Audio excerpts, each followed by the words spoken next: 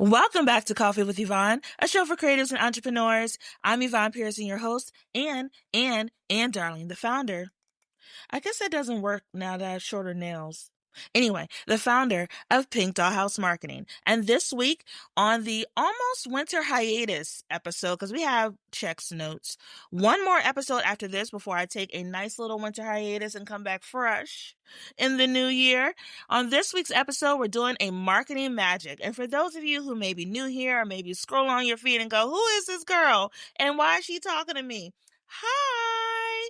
We're going to do a marketing magic episode in which we talk about marketing magic from a strategic standpoint. So, for example, if you've seen a campaign you saw on your social media and you were like, what's that? Why is it important? Et cetera, we talk about it here from a pop culture perspective, all the way down from a strategic perspective of moving forward the culture. So this week on the show, we're chatting all about how Chipotle is turning takeout into lifestyle, High Horse, how culture shapes content with the new documentary by Jordan Peele about Black cowboys, and finally, from TV to TikTok, how QVC's content evolution is changing the game and revamping their business strategy. So grab your coffee and let's chat. And full transparency, y'all, I am recording this at checks notes 6:55 a.m. on Wednesday morning, the day before the show is set to drop. The reason why: I'm in grad school, as some of you may know, so I had to do a final paper for my second class, and I have one more class to go for the semester, and then I am halfway through my program. Glory! And for those of you who have been in grad school or taking some kind of like professional development course, you know how hard it is to keep a balanced schedule. But when those due dates are due, you do what you got to do to make sure you get your stuff in on time. And if you see me looking down at my screen, it's because I bring notes to the conversation. I just don't be running my mouth on this mic. I bring notes so we can have an engaged and informed chat. So first up in our first story about Chipotle, I got this from Chipotle's newsroom. And for those of you who may not know, when it comes to like special announcements about product developments or collaborations or business news, I like to go to the actual source. The source can be the business themselves, in which they have their newsroom that has like information from their PR team, or it could be from reputable news sources that report the actual press release information that's given to them from the business to create their story.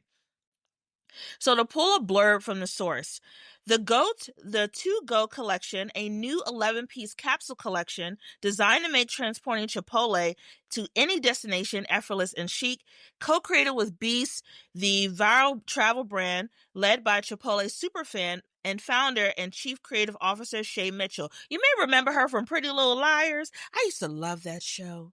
What a great show. I mean, the last couple of seasons were just, because it just kind of went off the rails. I think I read the books too, but it just kind of went off the rails. Because after a while, I was like, girl, just tell me who A is.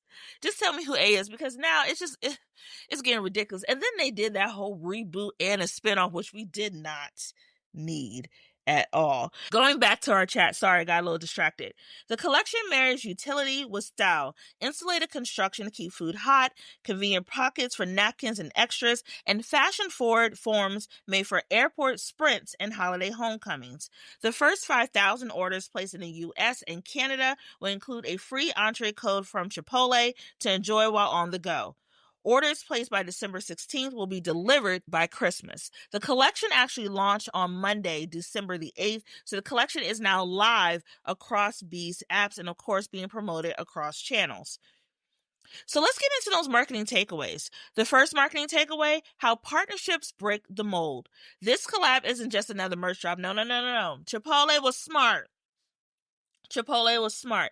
They're taking a fast casual food brand and teaming it up with Beast, a travel geared luggage brand. And this isn't the first time that Beast has ever done a collaboration. They've done collaborations, I believe, for Barbie. They also did one for Wicked. And considering that they're a very new company, this is very smart on Shay Mitchell's end. Now, not every collaboration is going to be perfect. However, diving into Chipotle, knowing that people already love the product, and then tying in something as relatable as luggage and sprinting through the airport, which we all have done. We all have done that when they change our gate at the last minute, and you find yourself turning into a runner and a track star trying to get to your gate so you don't get left behind. But essentially what Chipotle is doing is creating actual functional travel accessories tied to the Chipotle takeout rituals. By doing so, Chipotle is framing itself not just as a burrito bowl style, which you could get like quesadillas too.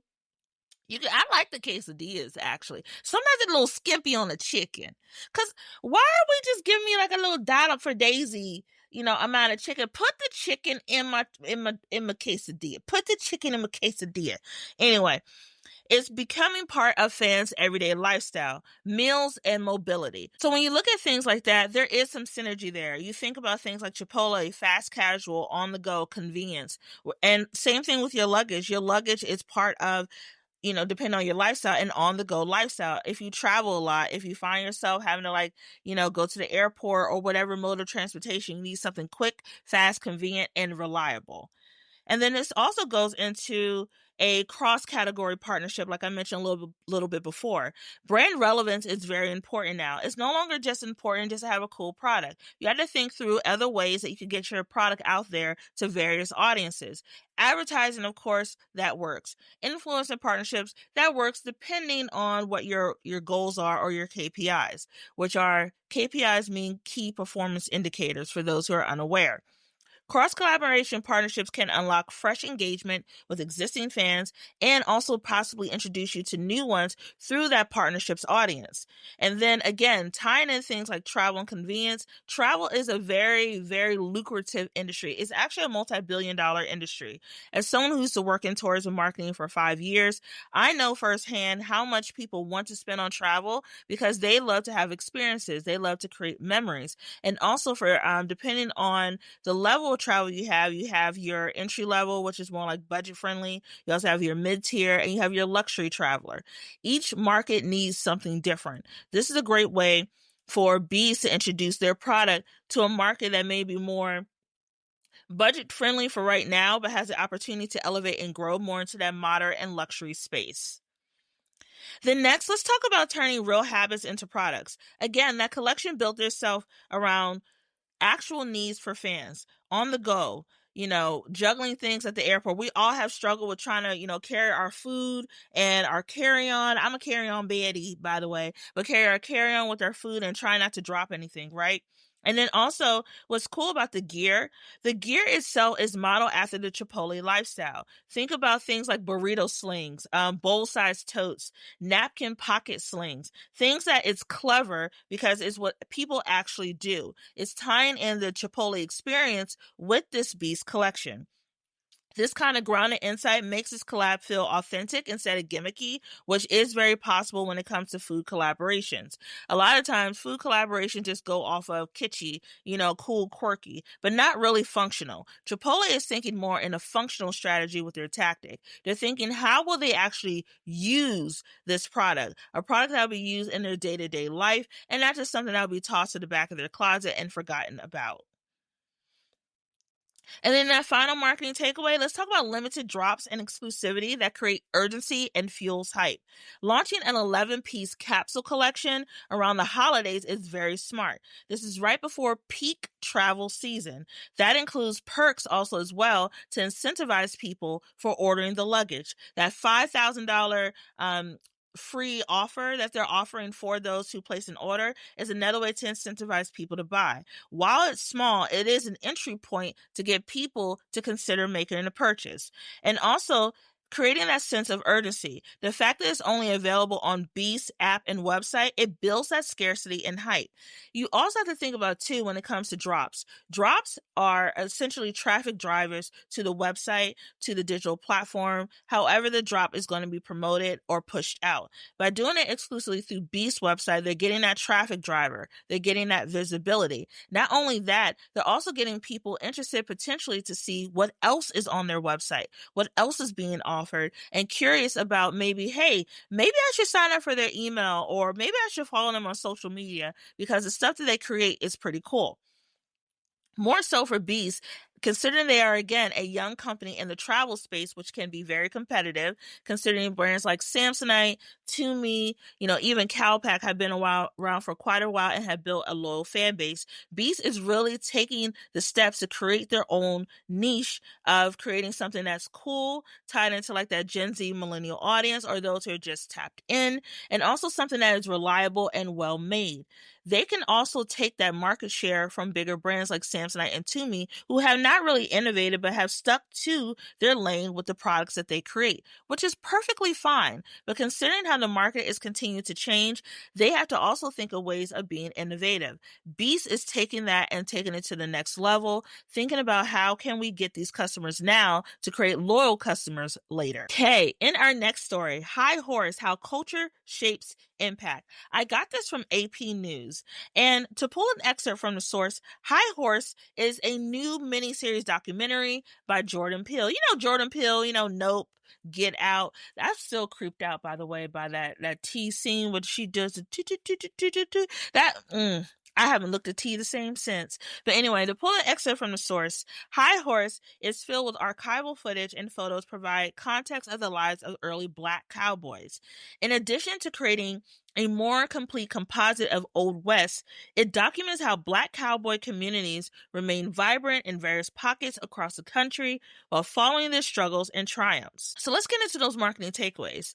First, before we get into it, I have seen the documentary itself. It is a beautifully done documentary about the history of the Black cowboy and also that erasure. And full transparency, that tends to happen a lot when it comes to centered around Black and inclusive cultures here in the United States. For being a Black woman myself, learned about the history of the Black American cowboy, not just thinking about it from a Cowboy Carter perspective, because Beyonce's Cowboy Carter did amplify awareness about the Black cowboy through her music and through the concert tour and campaign. But taking it even deeper and discovering that the Black cowboy has been around for even before the history of America, to be honest, considering how Black people were tapped in to the spiritual connection with horses on the continent of Africa in their tribal communities, because we were raising horses and we had the skill to raise horses long before we even came here. Even when we did come here, those skills that we had back in our home continent of Africa allowed us to bring those skills here, and it was used to the benefit of the slaveholders to raise their cattle. So our skills have been used for quite a while in building this industry. And when we think about things like those marketing takeaways, let's first talk about using storytelling to reclaim narratives. By centering the overlooked legacy of Black cowboys, High Horse isn't just another documentary, it is rewriting history. For marketers, this signals a powerful lesson that campaigns or content that challenges myths, spotlight untold stories, or elevate marginalized voices can generate a deeper emotional engagement. As well as this kind of storytelling builds more on awareness, it builds trust and cultural relevance. And a lot of times what I heard in the documentary are people who lived outside of, rural areas like, places like the DMV, New York, etc. We had no idea that Black cowboys existed because the narrative that was told to us was Black cowboys were not part of the conversation. Things like High Ho Silver or the Lone Ranger, etc., were shaped in a white perspective point of view on purpose by Hollywood. In reality, come to find out from the documentary, the Lone Ranger was based on a Black person. Yes. If I have my ideas correct, the Lone Ranger was based on the first Black, I think, Ranger in the United States. He was someone who at that time was very contentious for someone to be a Black man to tell someone, a white person, what they should be doing in terms of the law. But he was apparently so good at what he did. He was a legend. And that legend ended up going up to Hollywood in terms of a story. But because it was about a Black person, they didn't want a Black person seen as a hero. So they changed him to a white person. And that white perspective is what was pushed through Hollywood. Another thing that was thought about too is things like, jockeys. A lot of the jockeys at first were Black. They were Black because they were brought in for their skill. But over time, they were phased out because here you have these Black jockeys and these Black horse riders who are way more talented than their white counterparts. By having that, people got jealous, per usual. Well, they got jealous and pushed black jockeys out. They also were not being compensated fairly for their talents. So you saw that erasure there as well. A lot of things like a lot of the skills and things like that you see in rodeos were created by black people and black cowboys. Also, fun fact, the first ever moving image captured on film was a black man on a horse, a black cowboy. That was erased as well. It talks about a lot of that in the documentary. To move along to our second marketing takeaway, let's talk about how you can align cultural moments with rising trends to boost visibility. The series arrives amid resurgence in Black Western cowboy culture. Like I mentioned, Beyonce's Cowboy Carter really helped to amplify that awareness. There was a lot of pushback on social media. People just did not want to believe that Black people were behind a lot of the things that we know today about the Black cowboy. Even the name cowboy itself was considered and still is a derogatory term. It was used to downgrade the skill of the black cowboy. Instead of them being a black cow hand, they called them boy because black men were not recognized as full human beings, even post-slavery. They called them boy instead of man to try to degrade them and degrade their humanity. So the term cowboy itself, that was born out of racism, has become part of the pop culture narrative as well. By tapping into that moment and not forcing it, the story of High Horse really brings in a new wave of interest that was already building through things like Beyonce's Cowboy Carter, through the black country music scene, which we found out through Cowboy Carter and other historical narratives. Country music was born out of the Black experience and also other indigenous experiences as well. Even things like the banjo. The banjo is not a native instrument to America. It came from the continent of Africa itself. So a lot of things that are tied into the whole country music experience came from the Black experience. Okay? All right. And then another thing, more important, is showing this to a broader audience who chooses to be tapped in. You have to choose to want to unlearn the things that have been taught to you. You have to choose to learn parts of history that have been hidden from you. Another thing I love about the documentary, it doesn't just explore the past, it looks at how things are still relevant in this present day. The racism that's still experienced by the black cowboy, the things that are experienced by black farmers not getting resources that they need to the point they had to sue the Department of Agriculture to get the funds that they were owed. It's little things like that that build up to bigger things. The more people try to downplay this narrative, the more it eventually bubbles up and bursts because people get frustrated with being ignored and pushed out. And then in our final marketing takeaway about diversifying voices and formats to broaden reach. High Horse, again, it mixes in that archival history with that modern interviews and a cultural commentary. This helps to form a very well-shaped perspective. And the document has that appeal to wide audiences if they choose to take in the message. And that pop culture piece, again, I know I talk about Beyonce a lot, but Cowboy Carter really did amplify that awareness on a broad perspective. It had people, even myself, wearing Western styles. Now, I ain't gonna wear them styles probably ever again, but I surely was in my denim. Surely did have my belt buckle. I was fully tapped in. But also, too, as someone who does like country music, I like a broad spectrum of music first and foremost, but I like country music as well. I also love supporting black country music artists, and I have been listening to them for quite a while. But to know that things like Cowboy Carter took that to the next level really warmed my heart to see the impact of what people like Beyonce do with their platform. Jordan Peele is doing the same too. For someone like him, using your voice as a creative brings that cultural relevance and also brings power to our stories. The more our stories are told through a lens that is authentic and true to us, the more we will have a chance to keep retelling our story until people accept the truth. Okay, in our final story, let's talk about QVC. Y'all remember QVC? Back when we had cable. Now, for my Gen Z audience and Gen Alpha, let me put on my elder millennial hat. There was a time, darling. There was a time. Let me grab my coffee cup while I talk to you about this.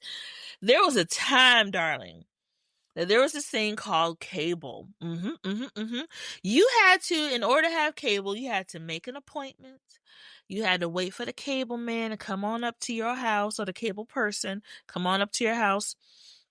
You had to have them install. Hopefully you had the hook thing to install the cable into the electrical system. You had to wait for them to install it, to put the box there, to set everything up. It was pretty much, that was your whole day. That was your whole day. And cable over time has definitely evolved. Cable, I remember, used to be just a box. You had so many channels, but it was revolutionary because you didn't have to have a little antenna. You had to stand and go to hold the picture in order to get a clear view. But cable gave us the ability to have broader channels. You know, you had the Disney Channel, Nickelodeon, and if you were really lucky and your family had a little bit of money, you had HBO and Showtime. Now, we weren't supposed to watch HBO because that was not appropriate for children.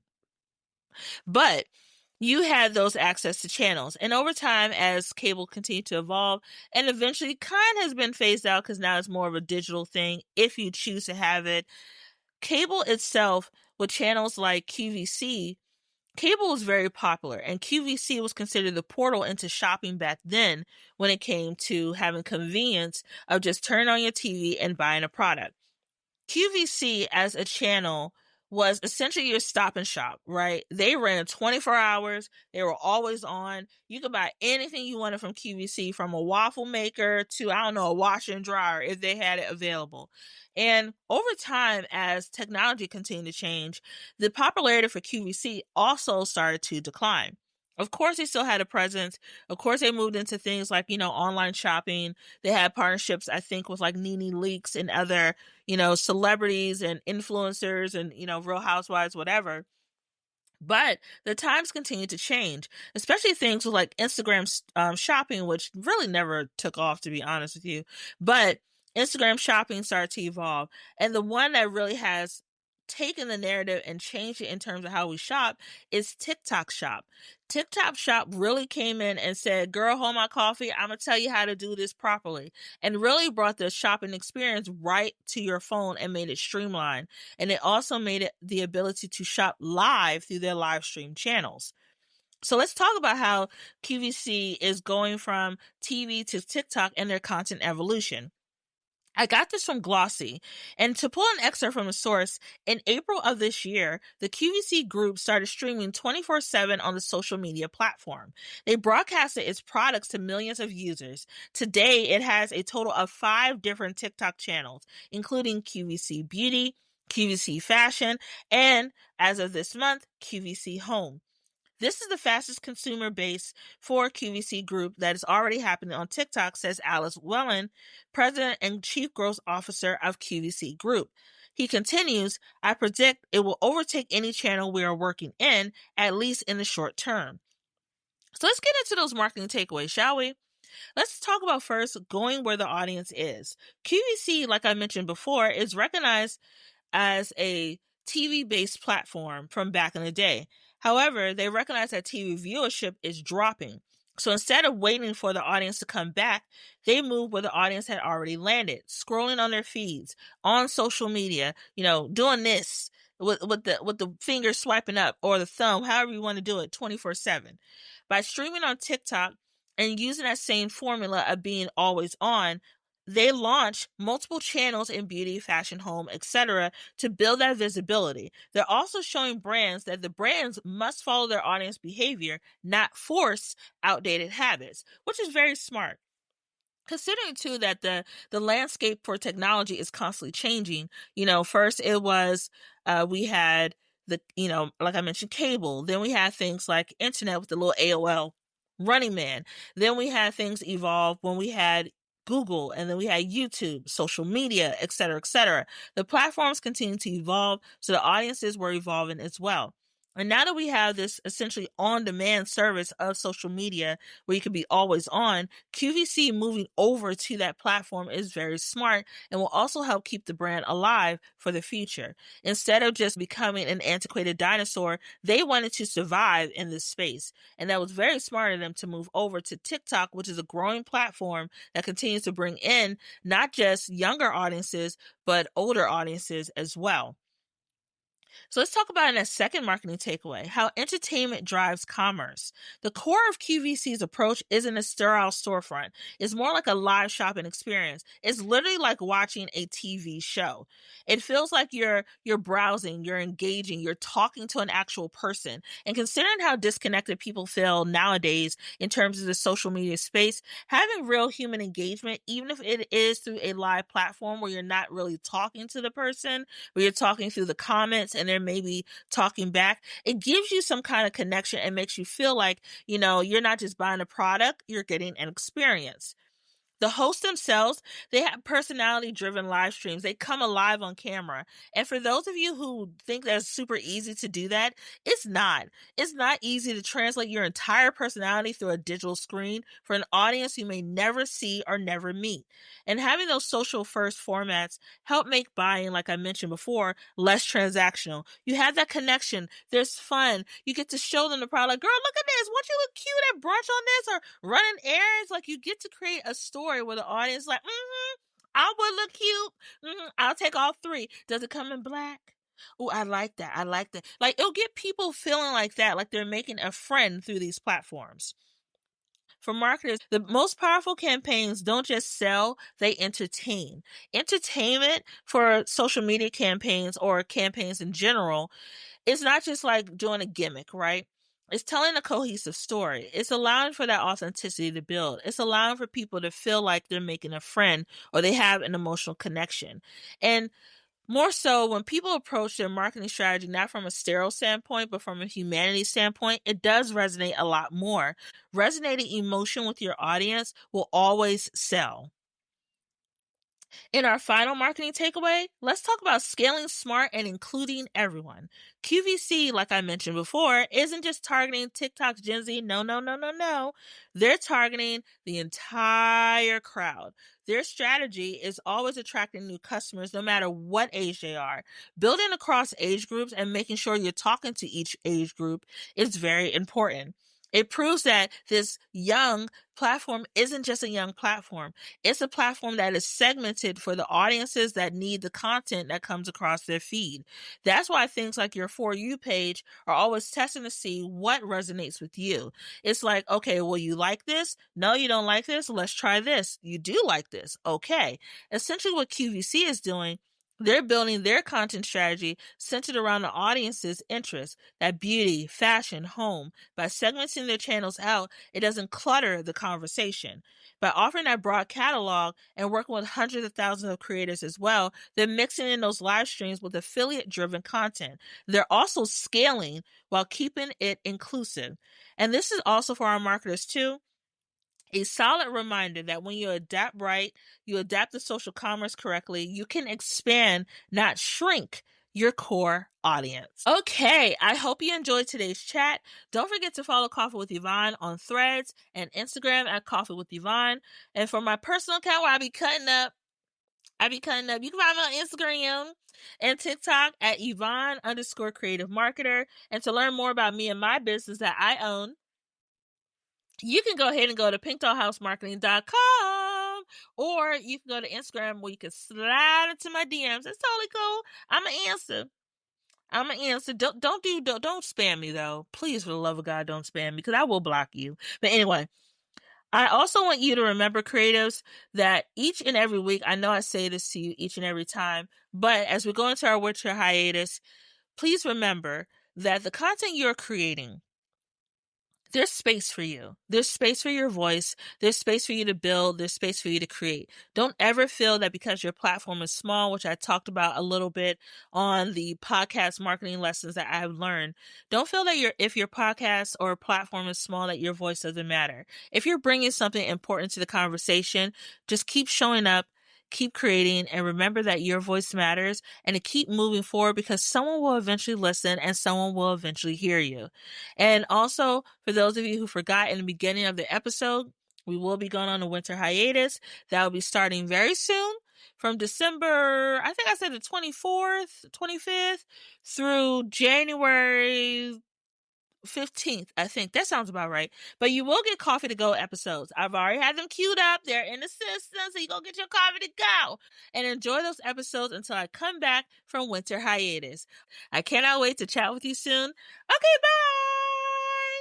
Coffee with Yvonne is produced and edited by Yvonne Pearson. Coffee with Yvonne is created by Pink Dollhouse Marketing. You can catch the latest episodes by subscribing to Apple Podcasts or wherever you get your podcasts.